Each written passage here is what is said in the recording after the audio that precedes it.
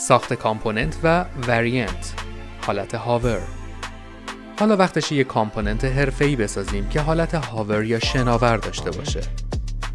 اول همه عناصر دکمه رو انتخاب کن، راست کلیک کن و کرییت کامپوننت رو بزن. حالا وریانت رو اضافه کن. دکمه هاور با رنگ متفاوت. در اینتراکشن پروتوتایپ اضافه کن که وقتی موس روش رفت حالت هاور نمایش داده بشه.